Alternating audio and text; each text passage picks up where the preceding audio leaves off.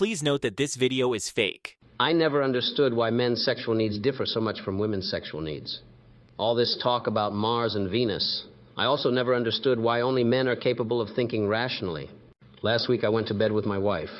We started caressing and touching under the covers. I was already hot as hell, and I thought she was too, because what we were doing was clearly sexual.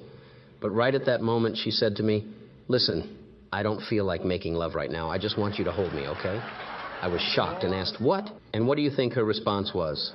It's obvious, isn't it? She said, "You just don't understand women's emotional needs." Finally, I gave up and surrendered. I didn't have sex that night, and I fell asleep instead. The next day, I went shopping with my wife at the mall. I watched her as she tried on 3 beautiful but very expensive dresses. Since she couldn't decide, I told her to take all 3. She couldn't believe her ears. And motivated by my understanding words, she declared that she also needed new shoes to go with the new dresses. I replied that she was absolutely right. Then we passed by a jewelry counter. My wife approached the display and came back with a diamond necklace. If you could see her, she was ecstatic. She probably thought I had gone crazy, but she didn't really care. I think I destroyed all the philosophical thinking patterns she had relied on so far when I once again said yes and added a beautiful necklace.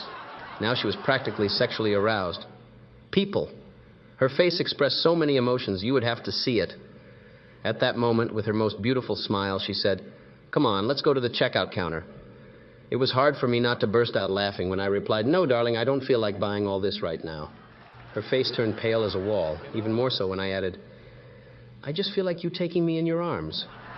As she was on the verge of bursting with anger and hatred, I put the final nail in the coffin. "You simply have no idea about men's financial capabilities. I think I won't have sex for another 10 years.